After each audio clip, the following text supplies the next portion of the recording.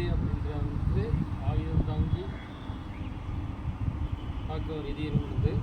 நம்ம தற்காத்துக்குள்ளுங்கிற வெறுங்கையால் நம்ம தற்காத்துக்குங்கிறதுக்கான தான் கராத்தேங்க. சரிங்களா? அந்த கராத்தேல முறையாக பயிற்சி செய்கிறது எப்படி அப்படிங்கிறது ஒவ்வொரு கிளாஸும் நான் உங்களுக்கு வந்து சொல்ல போகிறேன். அதை நீங்கள் பார்த்துன்னு ப்ராக்டிஸ் பண்ணுங்கள். மேலும் வந்துட்டு கராத்தே தற்காப்புகளை கற்றுக்கிறதுனால உடல் ஆரோக்கியம், மன வலிமை கண்டிப்பாக அடையும்.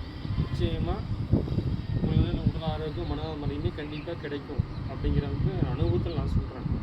சரி, நீங்கள் ரெகுலராக வந்து போடுற வீடியோவை பாருங்கள், பார்த்து ப்ராக்டிஸ் பண்ணுங்கள். கராத்தேல திறமையாவாங்க. சரிங்களா? நேரடியாக ட்ரைனிங் எடுத்துக்கினாலே வந்து தொடர்பு கொள்ளுங்க. ஓகேங்களா? இப்போ வந்து கராத்தே கலையில் எல்லா கலைக்கும் வந்து ஒரு எக்ஸசைஸ் இருக்கும். சரிங்களா? கராத்தே கலைக்கும் எக்ஸசைஸ் இருக்குது. நான் கற்றுக் கொடுக்கும்போது சிட்டோரி ஸ்டைலு. சரியா? சிட்டோரி ஸ்டைலில் வந்துட்டு கராத்தே கலை வந்து டெக்னிக் பண்ணுறதுக்கு முன்னால் எப்படி செய்யறது அப்படிங்கிறது இப்போ நான் வந்து பார்க்க போகிறோம். ஓகேங்களா? ஃபஸ்ட்டு வந்து ஸ்டெப்ஸு.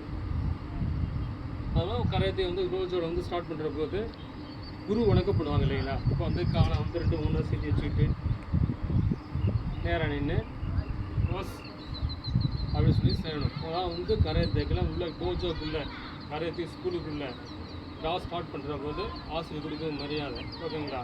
இப்படி செய்யணும். ப்ளஸ் அடுத்து இப்போ எக்ஸசைஸ் எப்படி பண்ண போகிறோம் அப்படின்னு பார்க்கலாம். First exercise sit-ups. ஒவ்வொரு உடம்புல வந்து ஒவ்வொரு மூட்டுக்கு ஜாயிண்ட்டுக்கும் ஒவ்வொன்று ட்ரைனிங் கொடுத்துக்க போகிறோம். ஃபஸ்ட்டு மூட்டு, இடுப்பு, ஷோல்டர், கழுத்து. ஓகேங்களா? அது எப்படி செய்யணும் பாருங்கள். சிட்டப்ஸ். காலை வச்சுங்க, கீழே குமிச்சிட்டு உட்காந்து எழுந்திரிக்கணும். உட்கார போது குதிங்காலை வந்து மேலே தூக்கிக்கணும். விரலில் வந்து பேலன்ஸ் பண்ணி உட்காரணும். உட்காந்துட்டு எழுந்திரிக்கிற போது குமிஞ்சு நிற்கணும். இந்த மாதிரி 20 கவுண்டிங். இப்போ செய்கிற எப்படின்னு பாருங்கள்.